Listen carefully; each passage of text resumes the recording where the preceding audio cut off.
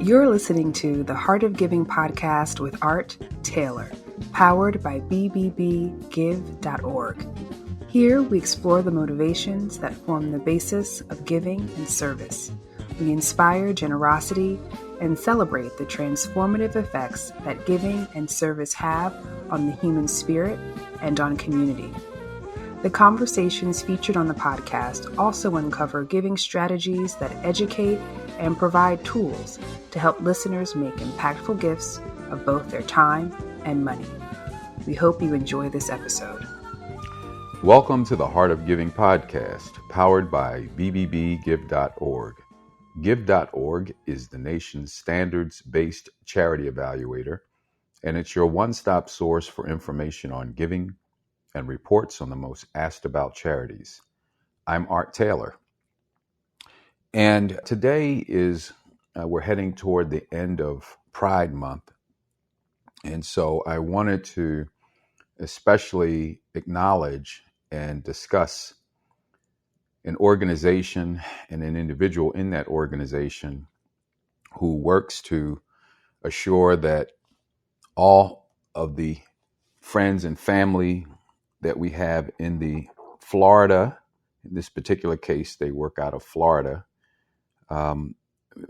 individuals who are gay, bisexual, transgender, and queer have equal rights. And this is a civil rights organization. We're talking about Equality Florida.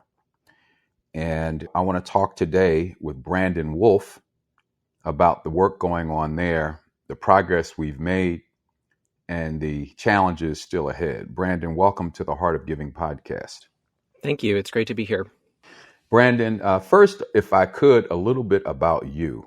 And, this podcast is all about inspiring people to consider being generous, to engage in causes that matter most to them.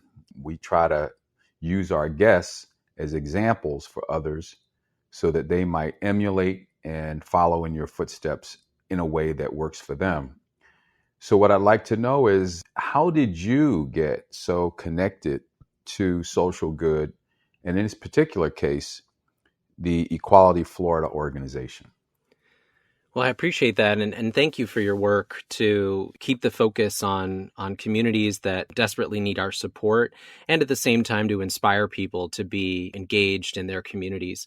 This is not the work that I imagined myself doing. In fact, 6 years ago, I wasn't even close to doing anything like this. I was working at Starbucks in management, and I also had a little slice of normalcy, I think, for the first time in my life. When I was a kid, it was a political climate not all that dissimilar from what we're experiencing right now. There was a debate when I was in high school in 2004 about same-sex marriage across the country. There was an effort to ban it by constitutional amendment. In fact, my home state of Oregon was one that did ban same-sex marriage by constitutional amendment. And so for much of that childhood, I struggled to find a place to belong. I struggled to believe that I could find belonging in this world, and people that I cared deeply about, people that I think did care deeply about me, would often say that the world was never going to be ready for someone like me, that I was always going to have to tone it down or tame some parts of myself to fit into society's idea of normal. And so that drove me to do a lot of things. It drove me in 2008 to leave my home state of Oregon, pack 2 suitcases and move to Orlando, Florida. It drove me to try new things for the first time, meet new people for the first time.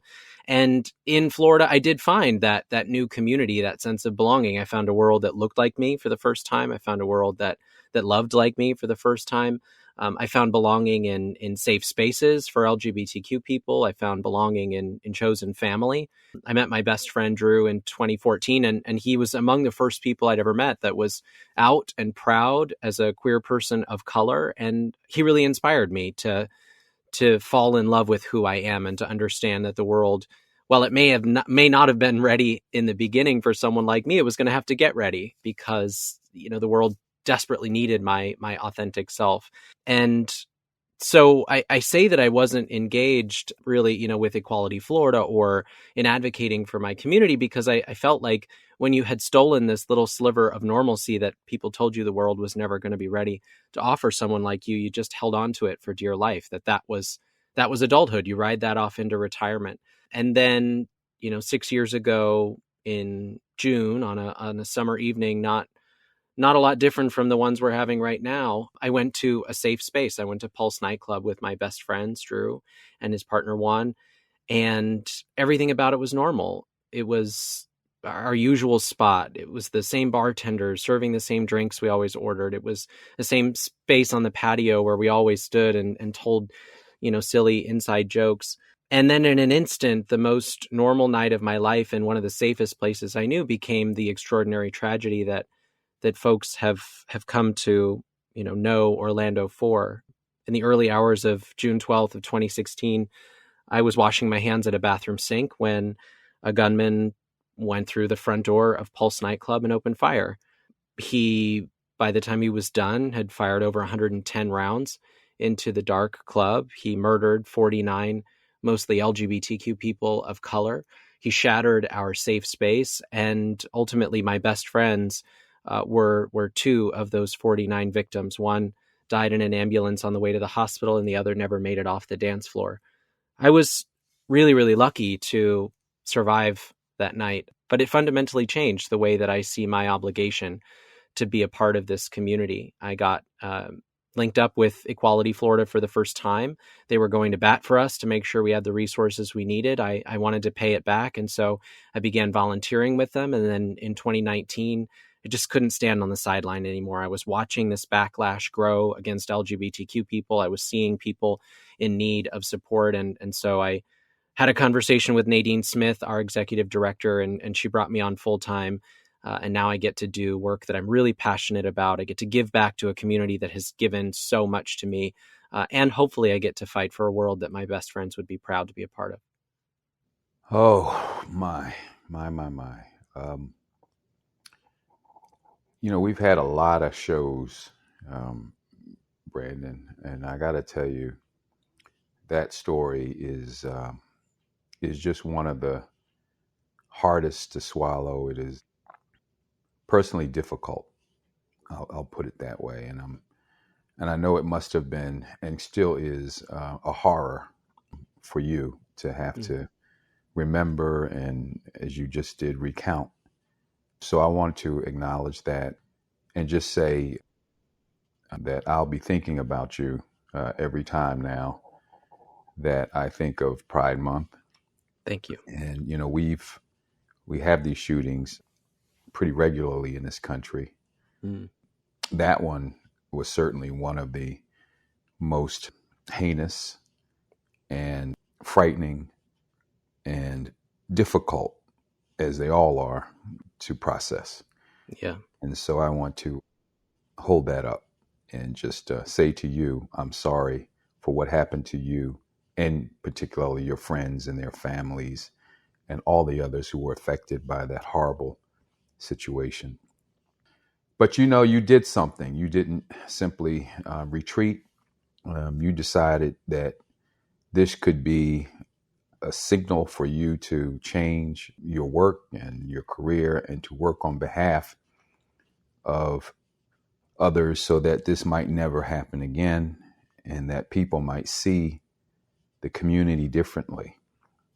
And so I want to commend you for that. And I hope that in this work you found some modicum of joy, even though you're working on a very tough issue, one that constantly needs attention and more people to understand. I'll just give you one example. A couple of weekends ago, I had a family member here who is a really good man. I'll put it to you that way. Older fellow. He's a religious leader, and he runs a small church. And from time to time, we'll talk about scripture and so forth. And he had to mention that he saw homosexuality as not only a sin, but an abomination. And, I'm stunned because, we had so many good moments, really wonderful moments where we were spiritually connected. Mm-hmm. And then this comes up, and I am just want to try to figure out, of all things in the world, it seems to me we should want loving relationships more than anything else Mm-hmm. in this time. And yet, even though Jesus says, love your neighbor, this individual chooses to see homosexuality as something that shouldn't be loved. It's kind of an abomination. And I was just stunned. And, yet we have to have these conversations. We have to have these conversations with family members and friends. And yet there doesn't seem in many cases to be the kind of path forward that we'd like to see. Yeah. Yet you're working on this every day. Tell me how people like me deal with that kind of thing. Well, I appreciate you sharing that story because I think it's really, it's real for those of us in the community. It's real every day. It's real for our allies, and it's real for our society. Part of, I think, what has been so successful about the LGBTQ civil rights movement, and make no mistake, although we're watching backlash on, almost an unprecedented scale right now, we have made a lot of progress. We secured marriage equality in 2015. We secured non-discrimination protections in 2020, and public sentiment has largely shifted in favor of equality. If you look at polling, even in the state of Florida, it's something like 66 or 67% of Floridians, and that goes, across the political spectrum, believe that LGBTQ people should be protected from discrimination. So I think there's two things that I can share with folks who are grappling. The first one is that while we have conversations with people that we care about, people that we love, about acceptance and inclusion and love, we are also having a policy conversation about whether or not the government should be allowing discrimination against people. And so it's possible for people to hold this deep set of beliefs about who they are, who their God is, and their relationship to the LGBTQ community, and at the same time agree that the government should not be sanctioning discrimination against LGBTQ people. I think that's the first place we can start, is this genuine agreement that it is not the government's place to greenlight discrimination against anyone. And we should look to society, we should look to each other to create spaces where we can live in harmony with one another, even if we don't agree. And then I think the second thing is, when we're having those personal conversations, I think about, my dad as an example. My dad is a deeply religious person who's extremely socially conservative. He and I do not agree on nearly anything. But part of his journey has been to get to know me, the whole me, not the me that put on a mask in a metaphorical way at the dinner table as a kid, but the me who is comfortable being myself around my friends and holding hands with someone that I love in public. And it's a difficult journey for him. I see that that's difficult for him, but he's been willing to make it because he loves me.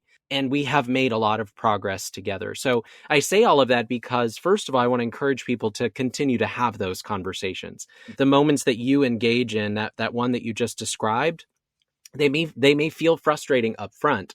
They may feel deflating in the moment, but they're an opportunity, right? They're an opportunity to go on a journey with someone. They're an opportunity to welcome someone to make progress with you. And the second thing that I would just highlight is that word progress. We don't get to claim to be purveyors of progress if we don't allow people space to make progress. We can't have these, in my view, purity tests around whether or not someone has always been an ally to our community, but rather we have to invite people constantly to open their minds, to open their hearts to us, to learn something new about someone else, in the hopes that we build allies along the way. It sounds like, well, again, that conversation that you had was incredibly frustrating and probably deeply deflating. It sounds like there may be an opportunity for progress there. It won't come tomorrow. It won't come maybe next month or next year. Who knows when it comes? But there are moments for us to introduce people to the humanity of others, to show them grace and goodwill, in the hope that along the way we can help to open their hearts and minds to being more inclusive to others. Well, thank you for that, because as you said, I'm sure I'm not the only one who finds themselves in these conversations. And a lot of times I know people will just not say anything. People will go on about the character of individuals or aspects of people, and nothing will get said. But it's difficult for me to not say anything. Hmm. And And so, we do need that courage, right, yeah, from our allies. I will say, when I talk about making progress, I also have to underscore that for some in the community, really for all at some points in time, it's not safe for us to be the leaders on that conversation. There yeah, are people out there who won't respond kindly to someone like me having a conversation about my humanity with them. That's the space where allies really have to lead, where they yeah, have to be willing to have tough and courageous conversations with the people that they love, because again, they have a level of safety with that person, or a level of privilege in that moment that people in the LGBTQ community don't have. And so they've got to put that privilege, that safety on the line in order to have those tough conversations. yeah. Brandon, what does Pride Month mean to you? Oh gosh, Pride is so many things. But I like to start where Pride began, which is as a protest. Pride was birthed from the Stonewall riots, which were a protest against police injustice, very specifically against a Black lesbian woman at the Stonewall Inn. And the community had had enough of the raids, of the bullying, of the harassment, of the violence. And so they fought back. And that birthed the Pride movement. So I like to remind myself that while Pride is a celebration, it's a party for one another. It's also a protest. It is rooted in a fight against injustice. It is grounded in this defiant joy, this resistant celebration of who we are, this audacious authenticity that commands respect and dignity and inclusion. It is a reminder of all the work we have left to do and all of the things we've already been able to accomplish. It's an opportunity for us to showcase the best of who we are. It's a moment for us to welcome people in, and so they can see us as human first. Pride is a lot of things for a lot of people, but I hope that at the end of the day, it continues to be a rallying cry against injustice, not just against LGBTQ people, but again, a rallying cry against injustice in general, and a reminder that all of our fates are linked, that there can be no liberation for one group if there is not liberation for all. Very well said. When you think about the progress that has been made, where do you say, all right, if we could get this far, I know we can get where? So where do you see, let's say, the next 5 to 10 years? What are some of the areas that we really need to work on and make progress? Well, I think we can get to a place where all people are celebrated, all people are respected, where we can, really realize that multi-generational, multiracial, multi-demographic democracy that is possible. It's the thing that the power structures right now are afraid of, this collective power that we have. But it's also the most beautiful vision of the future, one where we can all live side by side and learn to love and appreciate one another. I really do think that's possible. And the reason I think that's possible is because when you think about what's been possible in the LGBTQ civil rights movement, and really in civil rights movements across time, it's very rarely been about an and or an or on a page of policy somewhere. It has been about people telling their stories. That's been what has shifted social movements throughout time. It's moments like Martin Luther King Jr.'s I Have a Dream speech that opened people's minds for the first time. It's people standing on the steps of the US Supreme Court declaring that love is love. It's those moments of humanity. It's when you realize that behind the political rhetoric and the fights that we're waging are people that you love and care about. They're your neighbors, they're your family members, they're your friends, they're your doctors. And when you can humanize it in that way and see these issues as people issues, as human issues, you're able to move past some of that hostile and divisive rhetoric. So I know it may sound optimistic, it may sound pie in the sky, and 5 years is probably a little optimistic for us to get to this sort of utopian society I'm describing. But I think we can continue to make progress on equality. I think we can make real progress on educational environments, for instance, that see LGBTQ people celebrated and affirmed alongside everyone else instead of used as a scapegoat. I think we can see a society that that understands the value of transgender Americans instead of using them as a political lightning rod, I think we can move forward on passing comprehensive non-discrimination policy on a federal level so that, it's not just the court cases that are dangling by a thread, but that these things are codified. I think all of those things are possible in the future, if not the near future. It's just going to take a lot of work from all of us to get there. So you get to work on these challenges every day. And I know not every day ends the same way, nor does it end the way it began with necessarily the same optimism or pessimism. But you strike me as a fairly optimistic person. I'm sure you approach your work every day feeling like I'm going to get up today and I'm going to make some change. How does a day in your life go at work? What is it that you're working on specifically? And how do you go about trying to move that needle just a little bit every day?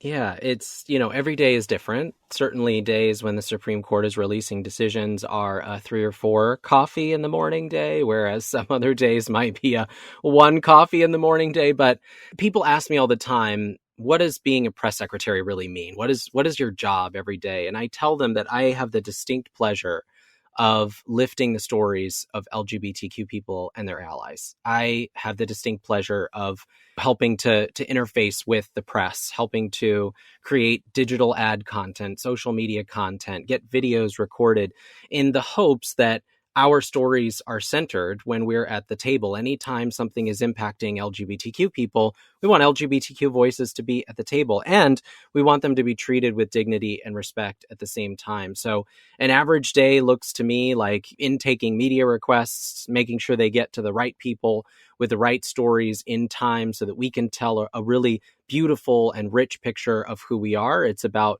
reaching out to people in the community and figuring out what stories proactively we can be sharing. And it's also about working internally with our team to figure out what is our strategy? What stories are we telling when we see really bad policies like don't say LGBTQ, or we see policies around trying to ban transgender teenagers from playing soccer with their friends.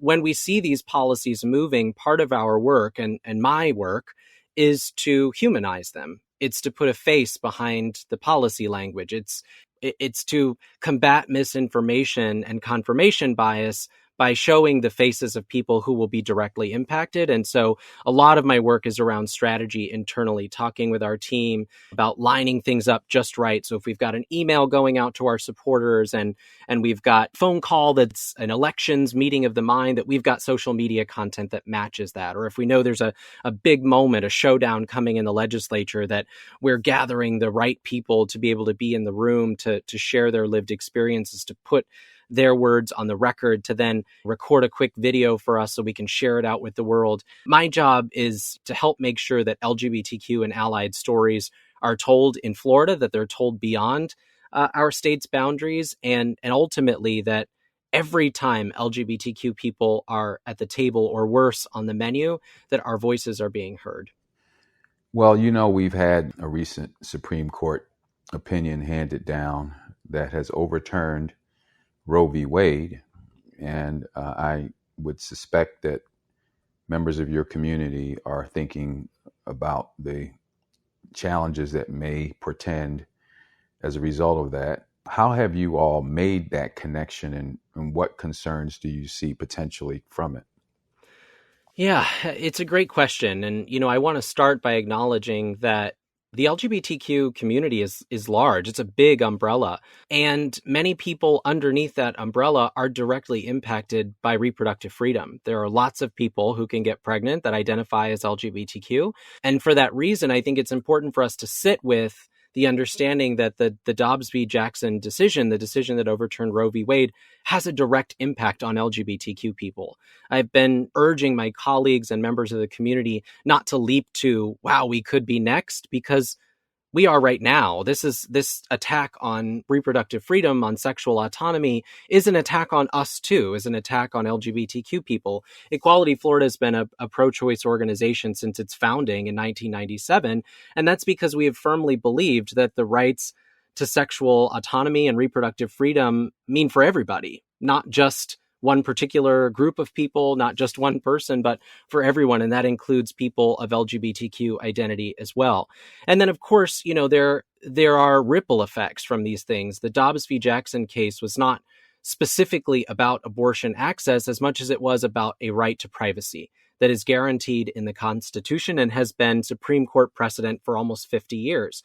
So the question becomes, if that right to privacy no longer exists, if the Supreme Court has dissolved it, what could possibly be next? And you don't have to look any further than Clarence Thomas's concurring opinion to know just where the court may take these things. He said that he'd like to see them revisit rulings that granted, a right to contraception. He'd like to see revisit of rulings like Obergefell that granted marriage equality. He'd like to see a revisit to, the Lawrence case, which ended the criminalization of homosexuality in the country at large. So these things have broad and sweeping impacts, again, because it's not localized to just whether or not someone has access to an abortion, but it is about freedom of privacy. It is about sexual autonomy. And again, our job as a civil rights organization is fighting for full equality for all people, who's fighting for all civil rights for all people, that sexual autonomy is at the core of that. We know very well what it feels like for right-wing extremists to try to impose their beliefs of what sexuality should be onto our community. And for that reason, we have a fight in common with those who are trying to secure their sexual autonomy, their reproductive freedom, even if that means they're cisgender and heterosexual. Yeah. I kind of feel that we're going to have to encourage our legislatures to act in ways that are protecting these rights, because the courts are no longer an institution that we can sort of depend on right now. And that's going to be even more important than, I think, and you can tell me what you feel, of course, more important that we have these conversations and that we get to know each other, that we bridge divides with people like my guest that we talked about a little bit ago, because we have to be able to get to a point where we understand what you were saying, that the government should protect everyone's rights.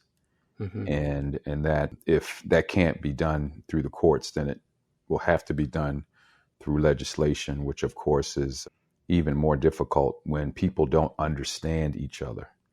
So it is. And I'm glad you called that out, because it's always been Equality Florida's firm belief that legislatures matter, that state and local governments matter. That's why our executive director has remained laser focused on what's happening here in the state. I'm sure she could have gone off and looked for national opportunities, but when she's asked about national work and state work, she likes to remind people that state work is really important. And I think that's been underscored for us really in the last week, that our work to ensure we have representation on city councils, on county commissions, on school boards, and in state legislative bodies, that work is critically important. And that's largely how we've gotten where we are today, that folks on the right have made huge investments in winning state and local races over the last 50 years. They understood that in order to have their values at the forefront, they were going to have to win elections, and not just win presidential elections, but win up and down the ballot. And so we're called upon to mobilize our communities in the same way. If you believe that this should be a country that is inclusive of all people, if you believe that our states should protect and respect every single person, that they should safeguard the civil liberties of people instead of eroding them and dissolving them, then you've got to get engaged throughout the democratic process. It can't just be about once every 4 years showing up to the ballot box to vote for someone at the top of the ticket. It's got to be every election. And it's got to be outside of that as well. It's got to be showing up to local government meetings, city commission meetings, county commission meetings. It's got to be showing up to your state lawmakers' offices, phone banking, sending emails, knocking doors. Democracy is a full-time project. It's not you're a participant on election day and then a spectator the rest of the year. You've got to be engaged throughout the entire process. And my hope is that we see a new and deeper level of engagement with constituents and voters across the country, and especially here in the state of Florida, because our impact has to be felt on a state and local level right now. Yeah. Well, we're getting to the end of our interview, Brandon, and I want to just conclude with maybe one additional question that just focuses on how we bridge. Again, I want to go back to the conversation that we were having a bit earlier about how do we make this connection? Where do we find the courage to have these conversations? And can you give us just maybe one or two thoughts about how we have these conversations and what each of us can do in our own little way to try to move the needle forward? Yes, I think there are two things we can do. And I start from this place. Nadine, our executive director, often says that when we continue to engage with people, even when we disagree with them, we get locked in this back and forth. To some degree, we're engaging with them because we still believe in them, that we love and care for them. If we stop engaging with them, if we just ignore them, that's probably a sign that that's not an opinion that we necessarily value. That's not a perspective that holds value for us. And so I think about all the people that I haven't given up on, that fundamentally disagree with me. My dad is a great example of that. And the reason that I keep going back to have these conversations with him, the reason that we stay in communication is because I love him and I care for him. And I know that he loves and cares for me too. And for that reason, I believe that we can get where we're going together. It's going to take work, but I think we can get there. So there's two things that I would challenge people to do. The first one is to be courageous learners. A lot of what we're seeing across the country and really especially here in the state of Florida as it relates to anti-LGBTQ animus, as it relates specifically to anti-trans legislation and policy, they're built on misinformation. They're built on misrepresentations and mischaracterizations about who people are, what their lived experiences are. And they're also built with an understanding that people are afraid to ask uncomfortable questions. They're afraid of things that they don't understand. They don't want to offend someone. It stresses them out that progress has been made and there's new terminology and there are new people that they have to learn about. And so these right-wing extremist actors prey on that. And they pull at those threads and they use that to divide us. And the way to combat that is, as I said, to be courageous learners, to ask questions, to reach out. If you don't know a trans person, if you've never met a transgender person or begun to understand their lived experiences, that's a challenge for you to reach out, to expand your circle of friends, your networks, to get to know people. If you find yourself surrounded by the same perspectives, people who are just confirming your worldview, you're stuck in that little ecosystem that tells you that you're the smartest person on earth and everything you say is correct, then it's time to push those boundaries. It's time to shatter those expectations and grow outside of your comfort zone. When we are courageous learners, we dare ourselves to see the world through new lenses, and that changes what's possible together. So that's the first thing I would challenge people to do, is to be courageous learners. If there's something that gives you that deep sense of discomfort that makes you nervous or makes you scared, you should be asking questions about it. You should be trying to understand someone else's lived experience. And then the second thing that I already sort of mentioned is put your privilege on the line. There are spaces that you move in, tables that you sit at, that marginalized people are not given an opportunity to be in. And it requires you challenging the status quo and the power structures in those spaces if we're ever going to make change. I think often about how many times I'm in a space that is not inclusive of transgender people. I think often about how many times my voice is relied upon and leaned upon because I am a cisgender man. And that gives me some maybe undue credibility at the table, that people will look to my opinion and maybe not someone else's. And so I have to use those opportunities to agitate the status quo. I've got to pass the microphone when I can. I've got to invite someone to come with me if it's an opportunity to sit at that table. And if it's a table that's not welcoming and inclusive of people, then I have to challenge that mindset. I have to ask people why. I've got to push them beyond their boundaries, challenge them to be courageously curious about the world. So those are the two things I think that individuals can be doing right now. Being courageously curious yourself, courageous learners, reaching outside of your comfort zone, and then taking that newfound excitement for learning and pushing the boundary and bringing it into spaces that maybe are not open and inclusive of all people, putting that privilege on the line to challenge others around you and say, we can be more open-minded than this. We can do better than this. We can move toward a more inclusive society that welcomes everyone, that understands that everyone has value, protects them, respects them. We can only do it together. So I'm hopeful that those who are listening take that as my personal challenge for for Pride Month and then beyond. Pride Month is just 1 month out of the year, but the LGBTQ community needs our allies in this fight all 365 days. I promised that would be my last question, but I do have one additional question for you.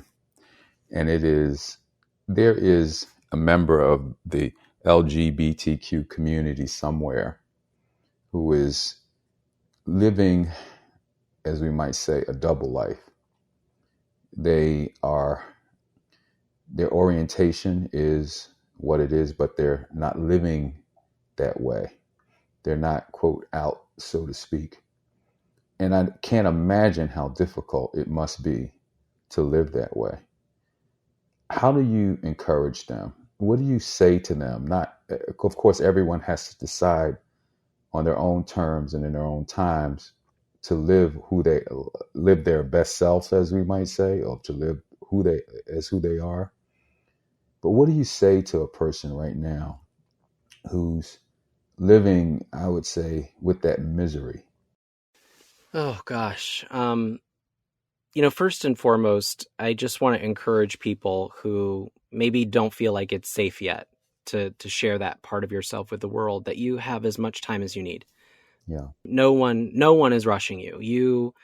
You, when you come out of the closet, are welcoming people to share in a piece of you that is deeply personal. It's shaped everything around you from before you even understood that's what it was. And that invitation can only be extended by you. And also know that coming out is not a one shot process. It happens all the time. If you met me and you're hearing me now, I think you can tell that I'm pretty out and proud about who I am. But there are still spaces in which I have to share bits of myself that with people that I've not known before, in spaces that I've not moved in before. So know that it's not just a one-shot process. And also you get to decide when you're ready to do that, when you're ready to extend that invitation to others. But in the meantime, I also want you to know how deeply loved and appreciated you are, exactly as you are. There is a whole community of people out here who love you, who value you, who know your worth in this world and are here and waiting with open arms to celebrate you, even if it means you're not ready to have that conversation with maybe family members or friends or coworkers. Know that there is an entire community of people gathered around you with their arms around you, ready to protect you, ready to respect you, ready to treat you with love and appreciation. And then when you're ready, when you've decided that it's safe, if you decide that it's safe to share and invite other people into that world with you, know that you also have that community standing at your back, ready to support you through that process as well. Well, Brandon, thank you so much. You've been listening to Brandon Wolf, who is the press secretary for the Equality Florida organization. And we've been talking with him about a myriad of issues affecting the LGBT community in Pride Month. And I have to tell you, I hope you'll appreciate this. I know you're doing great work in Florida, but I think there is a national platform for you somewhere, someday when you're ready for it. I know it's ready for you now. I don't mean to frighten your boss in any way. I'm sure I just did, but she probably knows too, just how incredibly talented you are and what a great asset you would be to this nation, working as you do in Florida, but on a national level. So I just wanted to mention that. Thank you. I appreciate that. And to all of our listeners, I want to thank you for tuning in. As you know, you can find the Heart of Giving podcast on all major podcast platforms. I hope you'll subscribe. And if you choose to make a donation, and I hope you do, we can certainly use them. Please go to give.org and make a donation to the BBB Wise Giving Alliance. We use those resources to not only produce this podcast, but to also evaluate the many charities that we do and offer other means and tools to help donors make impactful gifts. So please go to give.org, and you'll also find a variety of information that you can use while you make that gift. Hopefully, we'll see you back here next week for another edition of the Heart of Giving podcast. You've just listened to the Heart of Giving podcast with Art Taylor. Be sure to tune in next time for a brand new episode. To listen to our other interviews, visit heartgiving.podbean.com. That's heartgiving.podbean.com. Subscribe to our show on major podcast platforms.